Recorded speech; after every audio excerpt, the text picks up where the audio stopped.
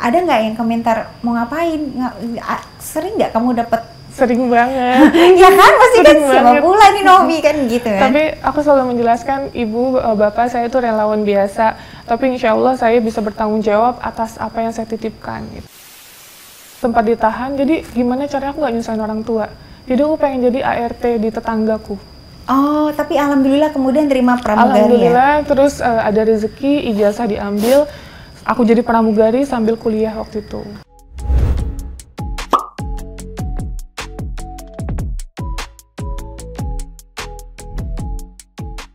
Nah, kalau kamu sendiri ya, ini saya benar-benar menemukan ini menarik banget ya. Apakah memang pernah ada singgungan dengan ODGJ gitu, yang kemudian kamu jadi, ya udahlah aku juga pengen bantu nih karena dulu, atau sama sekali nggak ada, tiba-tiba teride aja pada saat pandemi dan nonton itu? Sama sekali nggak ada. Jadi suka banyak di keluarga juga alhamdulillah sehat mental semua gitu. Sehat jadi nggak ada pengalaman berinteraksi yang secara personal gitu, nggak ada ya? Tidak ada sama sekali. Jadi benar-benar aku ngerasa aku senang aja ngelakuinnya gitu. Aku senang dekat sama ODGJ, bisa ngebantu mereka, mandiin mereka pakai tangan aku sendiri, nyukurin mereka, itu aku senang banget. Oh, dan itu sekarang bahkan tidak hanya ODGJ, kayak tadi kamu bilang tuh lansia, yatim duafa. Nah, kalau yang lansia yatim duafa ini kamu bawa ke panti-panti mereka juga gitu? Ke panti jompo biasanya. Nah, alhamdulillah kita ada kerjasama panti jompo di daerah Malang, Blitar, biasanya Jawa Timur sih. Yang benar-benar sebatang kara kan suka banyak yang kondisinya, aduh mengenaskan banget. Itu sempat viral di Banyuwangi, Mbah Waras, belum lama beliau meninggal dunia. Setelah 5 tahun dengan kondisi buta, lumpuh, di tempatnya banyak sampah. Jadi dia kalau kehausan teriak-teriak dan makan dapat belas kasih warga. Itu sempat viral. Oh, kamu sempat ketemu dan aku membantu? Aku ke Banyuwangi, terus aku hubungin yayasan yang biasa aku minta tolong kerjasama, terus langsung dibawa. Tapi sekarang sudah meninggal? Belum lama, sekitar 2 minggu lalu meninggal. Sakit? Sakit. Komplikasi. Cara kamu mendapatkan kerjasama kan maksudnya siapa pula nih Novi gitu kan, tiba-tiba mungkin kan ada yang ngomong gitu, mungkin kalau artis yang udah tenar lama gitu, itu ada nggak yang komentar mau ngapain? Sering nggak kamu dapet? Sering banget. Ya kan, pasti kan siapa pula nih Novi kan gitu kan. Tapi aku selalu menjelaskan, ibu, bapak saya itu relawan biasa, tapi insya Allah saya bisa bertanggung jawab atas apa yang saya titipkan, itu aja. Oh, dan itu biasanya berjalan, dan ini makin nambah dong kerjasamanya? Untuk saat ini alhamdulillah banyak yayasan-yayasan, di Jakarta juga ada, di Bandung juga ada, Jawa Timur juga ada. Berarti ini sudah berjalan berapa lama nih Mbak Novi? Kurang lebih 2 tahun setengah ya. Tantangan terbesar yang pernah kamu hadapi? Tantangan terbesar ke Riau. Kenapa? Ada ODGJ, aku dapat info kan tangannya udah luka-luka tuh, namanya Pak Apin. Tapi alhamdulillah sampai detik ini dia udah sembuh total. Jadi dokter udah menyatakan dia udah nggak perlu konsumsi obat lagi. Wow. Tapi itu perjuangan banget karena aku harus naik mobil 5 hari 5 malam nyampe ke Riau. Karena kan aku taunya dia terlantar awalnya. Jadi mindsetnya aku, dia tidak punya identitas diri nih. Jadi aku harus bawa pakai mobil. Jadi kita dari Jakarta, Lampung, Palembang, Jambi, baru Riau. Jadi dia sempat dirawat di sini? Di Riau. Oh, akhirnya nggak jadi dibawa kemari? Dibawa ke Riau, alhamdulillah banyak relawan di sana yang ikut ngebantu juga. Jadi pada saat di RSJ, terus aku bilang, ada salah satu relawan, Mas gimana nih untuk lanjutannya, apa perlu kita bawa? Terus mereka bergotong royong, nggak perlu, cukup di sini aja. Oh, diagnosanya apa? Itu ODGJ akut, jadi udah, maaf ya, itu besi-besi semua dikait-kaitin ke tangan dia, sampai tangannya satu tangan luka semua. Itu yang menelpon duluan Mbak Novi siapa? Relawan. Jadi yang tergerak aja orang ngeliat, kok ini kasihan Pak Apin ini setiap hari luntang-lantung di jalan gitu. Nah akhirnya dia ngobongin aku, terus aku lihat kondisinya, wah ini parah banget sih. Jadi aku mikir sejauh apapun aku niat nolong, bismillah lah gitu. Jadi kita bablas langsung ke... Dan alhamdulillah sekarang tidak mengkonsumsi obat-obatan sama sekali? Itu dia sembuh kurang lebih 2-3 bulan, sembuh total. Jadi aku kaget juga pas aku dapat info dari keluarganya, ternyata dia punya adik kan di situ. Adiknya bilang, alhamdulillah Pak Apin udah nggak perlu minum obat lagi, kata dokter.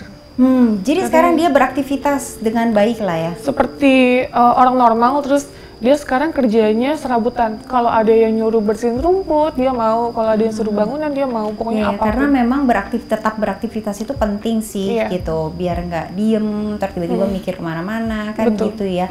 Kalau dari keluarga sendiri pertama kali, ya maksudnya ya, ini cerita selipan gitu ya. Pertama kali dulu ya, awal lulus SMA, terus ditanya sama orang tua mau masuk apa, psikologi gitu kan. Itu semua mau kerja apa kamu nanti gitu. Apalagi pas udah lulus psikologinya ditanya lagi sama orang tua tuh Mbak Novi, kamu kerja di mana? Aku mau daftar ke RSCM Dharma Wangsa. Wah, mau kerja dia gitu.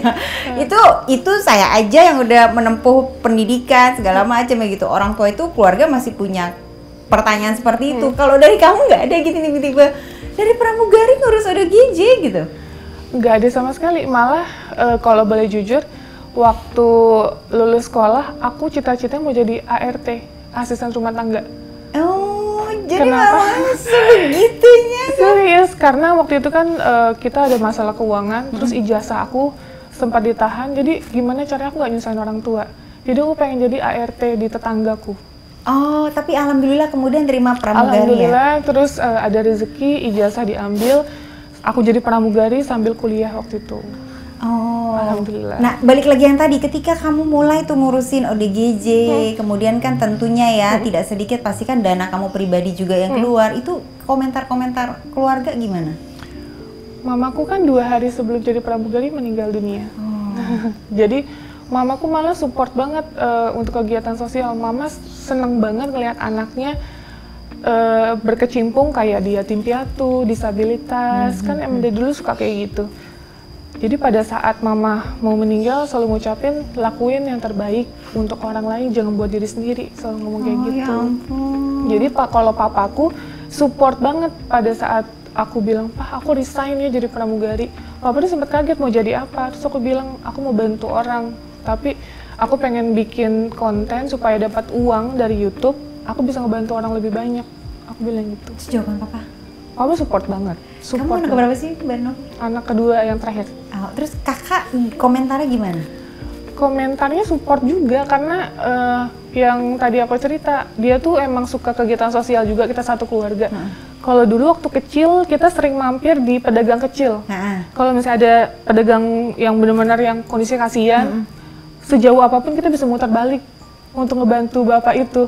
Oh, jadi udah kelewatan atau mungkin dia ada di seberang jalan sebelah sana. Kita pokoknya sejauh apapun kita kepikiran kita harus balik lagi. Dari kecil kayak gitu.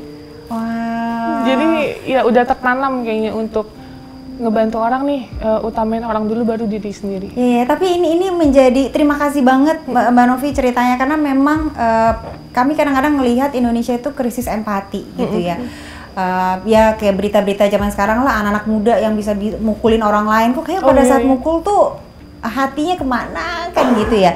Tapi memang secara teori aja ya, yang namanya empati, kasih seperti yang tadi saya bilang itu sesuatu yang sebenarnya dilatih dan Mbak Novi itu terberkahi banget dengan orang tua yang melatih itu dari kecil gitu ya, alhamdulillah gitu ya. Dan mungkin ya orang tua, papa dan mama itu juga mungkin dilatih juga dari kakek nenek dari kecil juga. Jadi ini memang sesuatu yang sebenarnya dilatih gitu kan ya.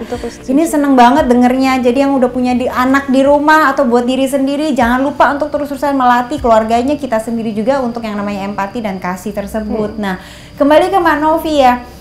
Rencana ke depannya ada nggak sih nih? Ini berarti alhamdulillah makin berkembang ya. Alhamdulillah. Nah, itu ada nggak rencana ke depannya pengen bener-bener bikin yayasan, pengen bikin tempat khusus sendiri gitu, ada nggak? Pengen banget karena kita sekarang punya anak dari ODGJ. Jadi ODGJ hamil kita evakuasi dan anaknya itu sekarang udah total 12 anak. Jadi kita range usianya? Ini yang paling kecil 2 minggu. Ini aku bawa 1,5 bulan. Ya ampun. Dan itu sekarang rencana kamu dengan anak-anak ini? Aku pengen banget punya suatu tempat di mana itu bisa ngumpul, nggak cuma ODGJ gitu. Mungkin orang-orang terlantar dan mungkin ada yang lagi mau sakit kan butuh tempat singgah, rumah singgah. Nah, aku pengen banget untuk semua orang lah yang membutuhkan tinggal di situ. Tapi saat ini belum, insya Allah nanti. Ya insya Allah ya, mudah-mudahan kalau niat baik mah selalu dijawab Dilancarkan, sama ya. Tuhan lah, amin ya. Amin. Pas Muterin aku bantu- Bogor aja gitu Iya, ya. muterin Bogor, terus akhirnya dia terkenal legend gitu di sana.